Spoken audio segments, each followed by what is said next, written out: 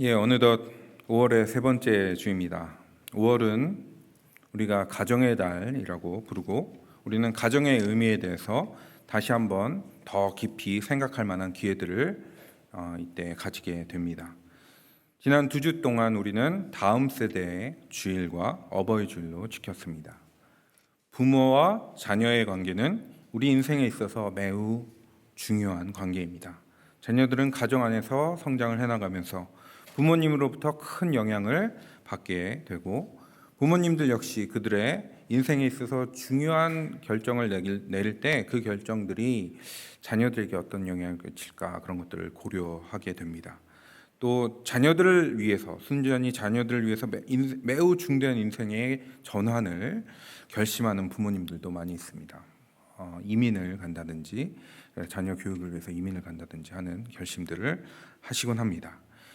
이렇게 부모와 자녀들이 서로에게 영향을 주고받는 관계가 아무 어려움 없이 잘 이루어지면 좋겠지만 때로는 잘 안 될 때도 있어서 어려움을 겪기도 합니다. 그런데 꼭 부모 자식 간이 아니더라도 우리는 가정이라는 테두리 안에서 다양한 인간관계 안에서 서로에게 영향을 주고받습니다. 부부 사이의 관계 안에서, 형제 자매 사이의 관계 안에서, 혹은 할아버지 할머니까지 이런 관계에 영향을 줍니다. 사실 모든 면에서 완벽한 가정이란 존재하지 않습니다. 어느 가정이나 그 가정만의 어려움과 문제가 존재하기 마련이고 그것 때문에 고민을 하게 됩니다. 단순히 서로가 원하는 것을 그대로 채워준다고 모두가 또 행복하기만 한 것도 아닙니다. 지난 목요일에 어느 백인 여자 목사님과 대화할 기회가 있었는데 이제 얘기를 나누다가 자녀들 얘기가 나왔습니다. 연세가 좀 있으신 분이었는데 그 목사님의 아들이 아직 이제 어렸을 때 어느 날 자기에게 이렇게 이야기를 하더랍니다. 엄마는 날 사랑하는 게 맞아? 이렇게 물었습니다. 그래서 그럼 당연하지, 내가 너를 얼마나 사랑하는데, 이렇게 답을 하니까 아들이 믿을 수 없다는 표정을 지으면서 약간 삐진 듯한 표정으로 이렇게 답을 하더랍니다. 아니야, 할머니 집에 가면 하루 종일 TV도 마음대로 보고 과자나 정크푸드도 막 마음대로 먹을 수 있는데 근데 엄마는 안 그렇잖아, 이렇게 얘기를 하더랍니다.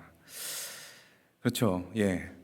엄마도 할머니도 그 자녀들을 사랑하지만 사랑하는 방식이 조금 다를 수 있습니다. 아시다시피 보통 조부모님들이 자손들에게 조금 더 너그럽게 대해주시는 경향이 있습니다. 그래서 이제 그 손자를 대하는 모습을 보면서, 손주를 대하는 모습을 보면서 엄마 아빠가 이렇게 얘기를 하죠. 아니, 나한테는 그렇게 엄하게 굴더니 어떻게 저렇게 변했냐, 이렇게 이야기를 합니다. 하지만 양육 태도에 조금 차이가 있다 하더라도 모두가 그 자녀들이 잘 커나가는 마음만은 같을 것입니다. 세상에는 다양한 즐거움이 있지만 무언가 잘 성장해 나가는 모습을 보는 것만으로도 우리는 그 마음의 뿌듯함을 느끼게 됩니다. 그래서 사람들은 다양한 방식으로 무언가 키우고 성장시킵니다. 어떤 분들은 애완동물을 키우기도 하시고요, 또 식물을 키우기도 하십니다. 그리고 요즘 젊은 세대들은 게임 안에서 게임 캐릭터라는 것들을 키워나가기도 합니다. 작은 씨앗을 심고 물을 줬는데 움이 트고 싹이 자라서 점차 줄기가 든든해지는 그런 모습을 보면 마음이 뿌듯해집니다. 그리고 그것이 잘 자라서 꽃을 피우거나 열매를 맺게 되면 그것들 사진을 찍거나 따서 이렇게 나눠주거나 이렇게 하시면서 은근히 자랑을 하십니다. 내가 이만큼 잘 키웠다, 내가 잘했다, 이런 마음을 전하고 싶은 거죠. 근데 하나님도 마찬가지십니다. 우리가 주님 안에서 잘 자라나기를 원하십니다. 믿는 자들을 부르는 여러 가지 이름들이 있지만 그 중에 하나가 바로 하나님의 자녀입니다. 성부 하나님께서 우리의 아버지 되셔서 우리의 길을 인도하시고 성자 예수님께서 온전한 본이 되셔서 그 길을 열고 우리에게 생명의 길을 보여주셨습니다. 그리고 성령 하나님이 어머니가 되셔서 우리를 돌보시고 격려하시고 힘을 주십니다. 세상의 부모님이 혹시 우리에게 충분한 인도와 모범 그리고 사랑을 주지 못했다 할지라도 믿는 자들에게는 참 아버지, 참 부모님 되시는 삼위일체 하나님이 계심을 잊지 않아야 할 것입니다. 예수님은 부활 후에 다양한 방법으로 그를 따르던 이들에게 자신을 나타내셨습니다. 예수님이 십자가에 달려 돌아가시기 전까지 제자들은 꿈과 희망으로 부푼 마음을 가지고 있었습니다. 예수님이 하나님으로부터 기름 부음을 받은 자, 즉 메시아이자 하나님의 아들이라고 고백하면서 예수의 추종자들은 예수께서 이 세상을 바꿔가실 것이다, 그리고 엄청난 세상을 열어가실 것이다 라고 꿈을 꿨습니다. 그러나 예수님은 갑작스럽고도 무력하게 죽음을 맞이하셨고, 그 죽음 앞에 예수를 따르던 이들과 제자들은 매우 당황하고 실망했습니다. 그래서 그들은 좌절하여 주저앉아 있었습니다. 지난 2주간 우리는 그렇게 희망과 용기를 잃은 이들에게 예수님이 나타나셔서 전하셨던 말씀들을 나눠보았습니다. 예수님은 먼저 그들의 복잡하고 힘겨운 마음 가운데 폭풍처럼 휘몰아치는 상황 가운데 주님의 평강을 선포하셨습니다. 너에게 평강이 있을지어다. 함께 3년이나 같이 예수님을 따라다녔던 가룟 유다가 예수님과 자신들을 배신했던 그 충격, 수많은 이적들을 행하시고 심지어 죽은 나사로까지 살리셨던 능력의 주님이 아무 저항도 없이 마치 어린 양이 조용히 자신의 운명을 맞이하듯이 십자가에 달려 돌아가신 그런 예수님의 모습을 보면서 느꼈던 그런 혼란, 겁을 먹고 각자의 살 길을 찾아 도망가거나 입으로 예수님을 부정했던 자신들의 모습을 보면서 느꼈던 그런 실망, 그리고 앞으로의 삶을, 미래를 어떻게 꾸려 나가야 될지에 대한 그런 막막함까지, 이러한 모든 것들로 엉망진창이 되어 있었던 그들의 마음 가운데 예수께서 평강을 비셨을 때 그들에게 평화의 기운이 찾아왔습니다. 여전히 두려움 가운데 떨고 있던 그들에게 예수님께서는 담대함을 주고자 하셨습니다. 앞으로 닥쳐올 모든 통제할 수 없는 상황 속에서 세상을 이기신 주님께서 함께 하실 것임을 그들로 알게 하고자 하셨던 것입니다. 그래서 그들에게 무서워하지 말라 이렇게 말씀하셨습니다. 하나님은 우리를 평화의 사도로 세우셨지만 이 세상 속에서, 이 죄악된 세상 속에서 담대히 싸워나갈 주의 군대로도 우리를 세우셨습니다. 지난주 여인들에게도 무서워하지 말라 이렇게 말씀하신 후에 그들에게 할 일을 맡기셨죠. 마찬가지로 우리에게도 담대함을 허락하신 후에 사명을 맡기십니다. 평정심과 담대함, 다소 상반되어 보이지만 군대가 그 작전을 잘 수행하기 위해 꼭 지니고 있어야 할 것들입니다. 우리는 이 세상 속에서 대장 되신 주님과 함께 담대히 영적 전쟁을 해나가야 될 영적 군대임을 잊지 않으시기 바랍니다. 그리고 모든 군사작전에는 그 목적이 분명히 있습니다. 예수님이 우리와 함께하며 이루어가고자 하는 그 영적 사역에도 그 목적이 분명히 있습니다. 오늘 본문이 바로 그 목적을 우리에게 분명하게 가르쳐주는, 알려주는 그런 본문입니다. 예수께서 이제는 더 이상 그를 따르던 이들과 함께할 수 없는 그런 날이 다가왔습니다. 이제 예수님은 진짜 마지막 말을 제자들에게 전하고 계신 것입니다. 하늘과 땅의 모든 권세가 내게 주어졌다. 그러므로 너희는 가서 모든 민족을 제자로 삼아라. 아버지와 아들과 성령의 이름으로 세례를 주어라. 내가 너에게 말한 모든 것을 지키도록 가르쳐라. 보라, 내가 너희와 세상 끝날까지 항상 함께 있겠다. 이 말씀은 우리가 보통 예수님의 지상명령 혹은 대위임령 이렇게 부르는 구절입니다. 이 중에서 예수님은 그러므로라는 단어 뒤에 제자들이 행해야 할 일들을 말씀하고 계십니다. 이 구절에는 동사가 이제 4가지가 나오는데요. 가라, 제자로 삼아라, 세례를 베풀라, 지키도록 가르쳐라, 이렇게 나옵니다. 근데 우리나라 말로 된 번역에는 그 구조가 이렇게 명확하게 드러나 있지는 않는데, 원문을 살펴보면 이 중에서도 가장 핵심이 되는 명령이 하나 있습니다. 그것이 무엇이죠? 제자로 삼아라. 오늘 말씀의 제목입니다. 제자로 삼아라. 나머지 동사들은 이 제자로 삼는 일을 위해 해야 할 구체적인 방법들에 관한 것들입니다. 그러므로 예수님이 부활 후에 그를 따르던 이들을 만나서 하셨던 모든 말씀들의 결론은 딱 한 문장으로 정리하면 바로 이것입니다. 너희는 모든 민족으로 제자를 삼아라. 예수께서 3년 동안 그를 따르던 무리들에게 하셨던 모든 말씀의 결론이 바로 이것입니다. 내 제자로 삼아라. 예수께서 십자가에 달려 죽으신 그 희생의 이유가 바로 이것입니다. 내 제자로 삼아라.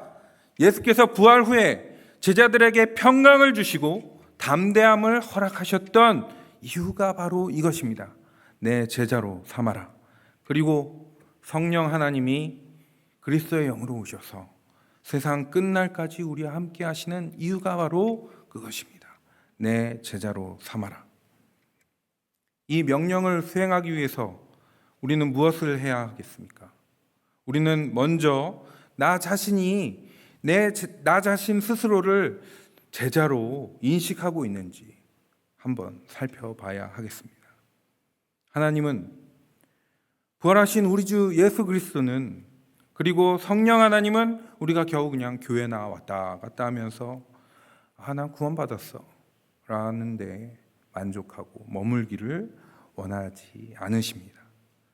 동식물을 가꾸는 이들이 그것으로부터 아무런 금전적 이익이나 어떤 이득을 보지 않아도 단순히 그것들이 예쁘게 자라나는 것을 보며 기뻐하듯이, 또한 부모님들이 자녀의 성장을 보며 기뻐하듯이, 하나님은 하나님의 백성들이 그리스도의 제자가 되어서 성장해 나가는 모습을 기뻐하시는 줄로 믿습니다. 하나님은 처음부터 우리에게 성장할 수 있는 잠재력을 허락하셨습니다. 성경은 분명히 우리에게 이렇게 말씀하십니다. 우리는 하나님의 형상대로 지음받은 자들이다. 우리의 죄로 인해서 하나님의 영광으로부터 우리가 멀어졌지만 예수 그리스도께서 십자가에 친히 달려 죽으심으로 인해서 우리의 죄의 문제를 해결하여 주셨습니다. 이제 그 보혈의 공로를 의지해서 우리는 다시 하나님께로 나아갈 자격을 얻게 된 것입니다.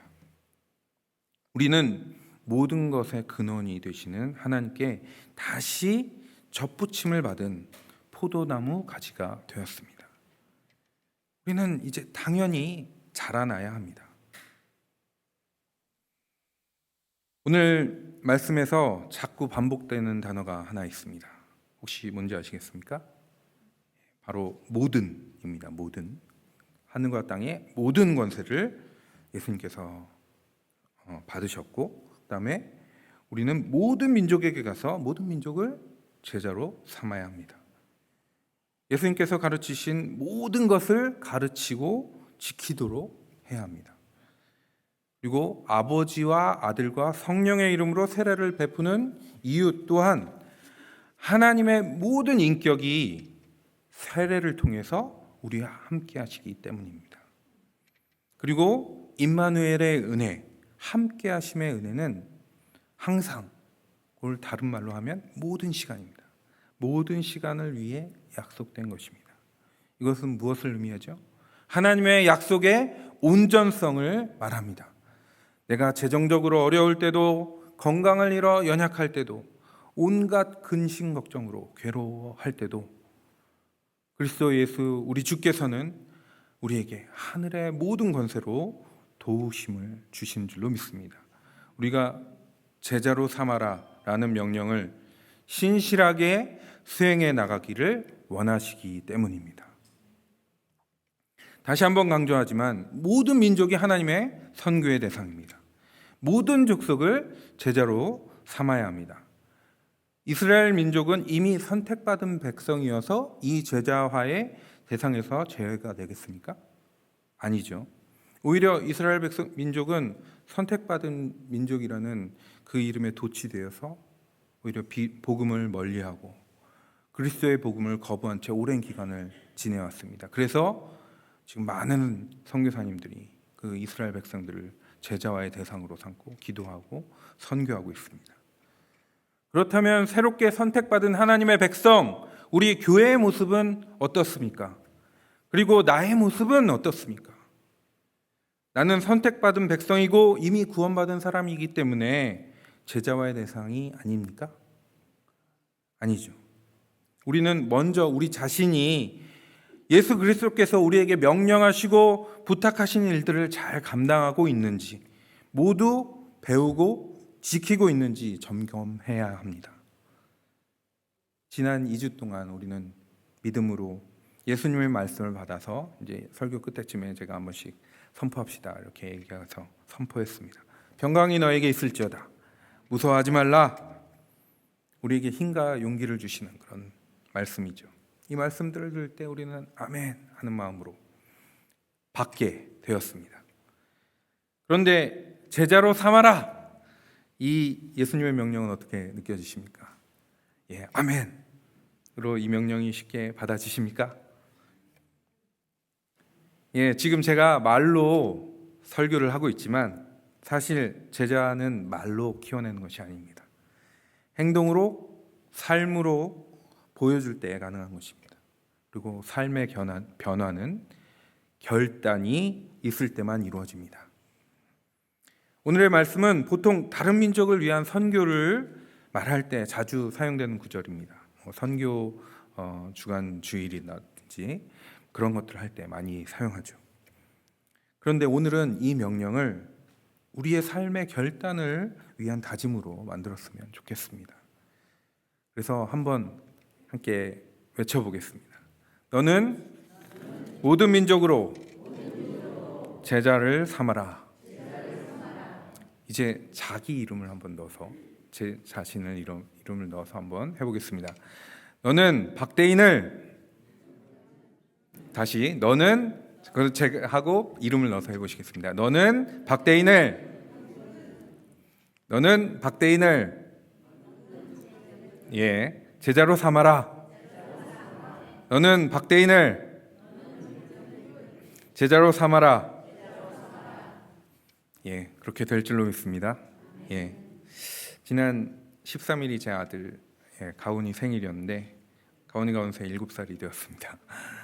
다른 아이들보다 조금 늦게 자라는 그런 아이임에도 불구하고 여러 가지 면에서 성장하고 또 커가는 모습을 보면 때로는 신기하고 때로는 놀랍고 때로는 자랑스럽습니다. 얼마 전에 다음 세대들에게 주기 위해서 과자 선물을 이제 엄마가 포장을 하니까 자기도 이제 옆에서 자꾸 참견을 하기 시작합니다. 그래서 엄마가 각 봉지에 필요한 과자의 숫자를 알려주고 그 숫자만큼 세라고 하니까 그걸 막 세더라고요. 그리고 봉투에 자기가 막 집어넣기도 하고 그런 모습을 보면서 저희 부부가 많이 컸구나, 또 이만큼 컸구나 이렇게 감격을 했습니다. 예, 혹시 자기가 자신의 성장이 주님 안에서 조금 느린 것 같다 이런 생각이 들 때도 걱정하지 마십시오. 우리 각자에게 하나님이 주신 시간표가 따로 있습니다. 또 내가 조금 빠른 것 같아도 교만하지 말아야 합니다. 내가 무슨 일로 또 넘어질지 모르기 때문입니다. 다른 사람하고 비교하지 마시고 오로지 하나님만 바라보시기를 바랍니다.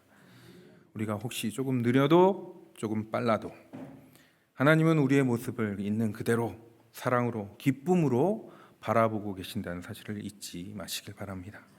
주님께서는 모든 시간 속에서 우리와 함께 하심을 기억하시기를 축원합니다. 기도하겠습니다. 하나님 감사합니다. 주님께서 지금까지 우리를 사랑하시고 또 우리에게 새로운 힘과 능력을 더하시고자 주님의 말씀으로 우리를 위로하시고 또 담대함을 허락하셨는데 주님, 이 시간 우리가 주님의 그 말씀들을 다 받아 지키고자 또 이 세상 가운데 선포하고자 제자된 삶을 사는 우리가 될 수 있도록 우리에게 새로운 힘과 능력을 주시기를 간구합니다. 주님, 우리에게 능력을 허락하여 주시옵소서. 주님, 성령 하나님으로 항상 도와주시옵소서. 감사드립니다. 예수님 이름으로 기도했습니다. 아멘.